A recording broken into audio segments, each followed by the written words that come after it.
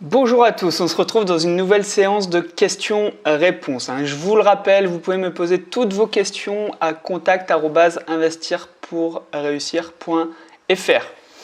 Aujourd'hui, c'est Florent qui me pose une question. Donc Nathan, merci pour ton partage, le tableau va beaucoup m'aider dans mes recherches pour un bien rentable. Alors là, Florent parle d'un calculateur que je peux vous partager qui va vous permettre de calculer en fait la rentabilité d'un bien immobilier et de faire plusieurs simulations également, avec un prix d'achat plus ou moins grand, des travaux plus ou moins élevés, estimer les frais d'agence, prendre en compte les frais bancaires, etc. Alors, qu'est-ce qu'il me demande? J'ai regardé ta vidéo d'étude de marché sur Nice. Comme je suis actuellement en pleine recherche d'un bien rentable sur cette ville-là, que penses-tu de Nice en termes de rentabilité locative? Eh bien Florent, si tu as regardé ma vidéo où je montre comment trouver un bien rentable à Nice, je pense que tu as déjà quelques réponses quand même. Et je le rappelle, pour moi, il y a des bonnes affaires partout. Dans toutes les villes de France, il y a des bonnes affaires. On a beau me dire des fois qu'il y a moins d'habitants, il y a de moins en moins d'habitants dans telle ou telle ville, que plein d'autres arguments en fait sur les villes, mais je peux vous le dire, il y a des bonnes affaires partout dans toutes les villes. Il faut simplement savoir quoi rechercher. Effectivement, des fois, on ne va pas pouvoir faire le même type de location dans toutes les villes. Ça, j'en ai conscience. Mais je peux vous assurer, il faut que vous en soyez certains, vous aussi, qu'il y a des bonnes affaires dans votre ville. Ça peut être des parkings motos, ça peut être de la colocation, ça peut être de la location courte durée, ça peut être de la location classique. Même si c'est beaucoup plus dur, on le verra. Mais il faut vraiment vous triturer le cerveau pour trouver après des biens rentables. On va le voir tout de suite. Donc, sur quel type de bien tu partirais pour booster la rentabilité? Studio, T2 ou plutôt T3, T4 pour de la coloc?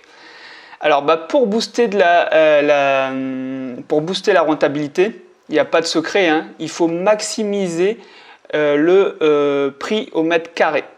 D'accord? Ça veut dire que vous devez chercher tous les moyens pour augmenter le loyer d'un logement actuel. Parce que c'est pas en prenant un studio et en le louant au prix d'un studio que vous allez avoir une grande rentabilité et être à l'autofinancement et dégager un cash flow. Ça, c'est très très rare. C'est presque impossible. Non. C'est pas en faisant comme tout le monde que vous aurez de la rentabilité et que vous ferez partie des 10% meilleurs investisseurs. Il va falloir transformer les choses. Ça, c'est une clé très importante. Transformer vos biens. Transformez-les de manière physique, c'est-à-dire divisez-les en deux, divisez-les en trois, agrandissez, c'est-à-dire créer un espace supplémentaire, créer une pièce supplémentaire pour transformer d'un studio en T2. Ça va vous permettre de le louer peut-être 50 ou 60 euros plus cher tous les mois, mais sur 20 ans, c'est ce qui va faire la différence. Donc la clé vraiment pour trouver un bien, ça va être transformer physiquement, mais aussi transformer le mode de location. Ça peut être actuellement loué à une famille, une maison louée à une famille, et vous la transformez en colocation. Et c'est là que vous allez pouvoir créer de la valeur et avoir une meilleure rentabilité, tout simplement. Donc, je suis originaire de Nice et j'ai de nombreuses connexions sur place qui me permettent de gérer au mieux mon futur bien. Des artisans dans la rénovation qui font partie de ma famille, donc facilité de gestion des travaux. Ça, c'est déjà un très bon point pour toi, Florent. C'est une épine un petit peu que tu peux t'enlever du pied, c'est que tu as confiance, tu as déjà ton réseau d'artisans.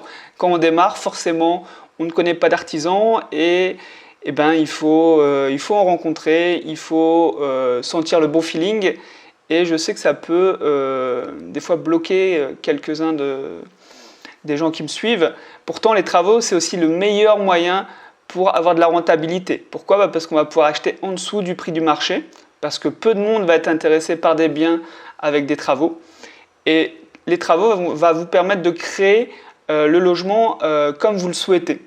Donc pour de la location courte durée ou pour de la colocation, pour X ou Y, vous allez pouvoir le mettre dans l'état que vous voulez. Et je ne parle même pas de pouvoir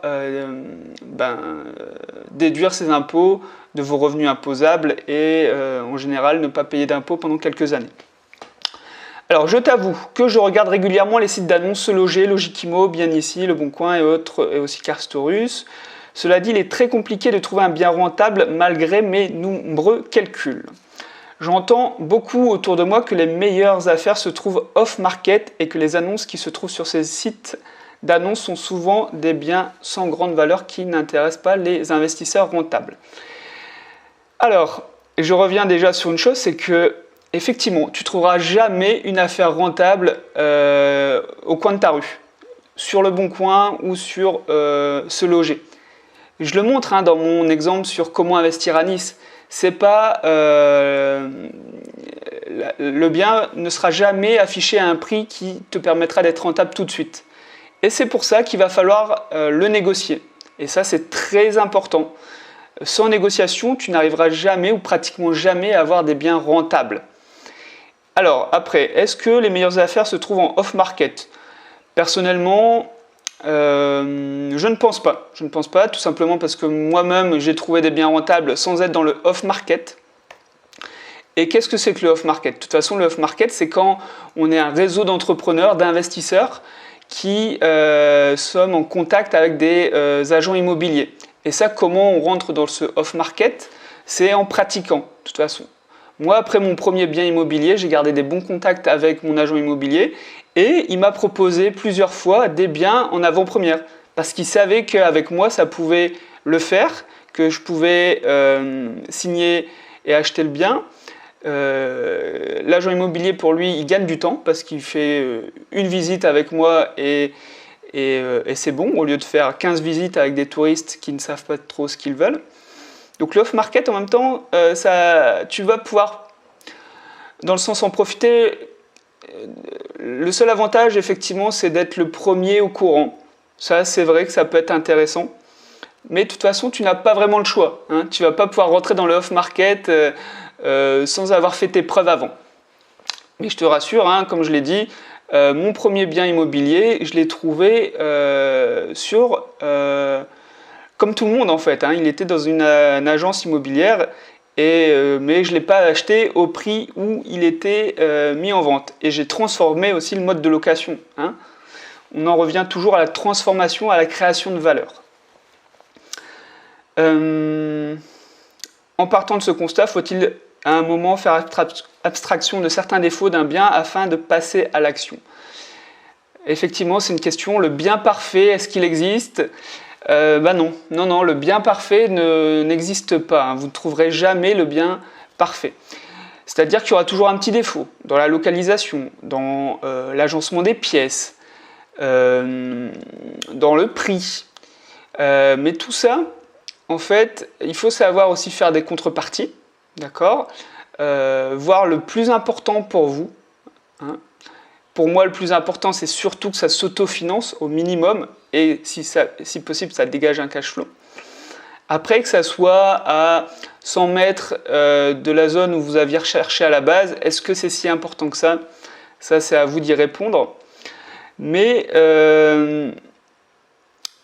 voilà, il ne faut pas trop se restreindre. Il faut se laisser aussi des possibilités d'évoluer et de changer un petit peu ce qu'on pensait être gravé dans le marbre. Voilà. Alors, par avance, désolé du grand nombre de questions, mais comme c'est mon premier achat, je souhaite mettre toutes les chances de mon côté pour obtenir un cash flow positif et ainsi pouvoir me faire financer d'autres biens par la suite. Eh bien oui, je te comprends, c'est très important d'avoir un premier bien qui rapporte de l'argent pour montrer à la banque que vous savez investir, pour vous rassurer vous, pour augmenter vos revenus tous les mois, enfin bref, pour tous les avantages d'un investissement immobilier. Quand on veut multiplier les investissements, être fier de soi, s'accomplir personnellement, ça je comprends très bien. Si vous êtes dans le cas de Florent, je vous encourage à télécharger et à accéder à ma formation de 4 vidéos offertes où je vous apprends en fait comment démarrer dans l'investissement et comment vous enlever les 4 principaux éléments qui vont vous freiner actuellement. Voilà. Comment enlever les 4 freins aujourd'hui que vous avez et qui vous empêchent d'investir. Je sais que vous avez envie d'investir depuis quelques temps. On est tous intéressés par se créer des revenus passifs, se créer du patrimoine, mais pourtant on a du mal à passer à l'action. Et c'est pour ça que j'ai créé cette mini formation de 4 vidéos offertes que vous pouvez accéder directement dans le lien de cette vidéo. Moi je vous souhaite une bonne journée, des bons investissements à tous et je vous dis à la prochaine.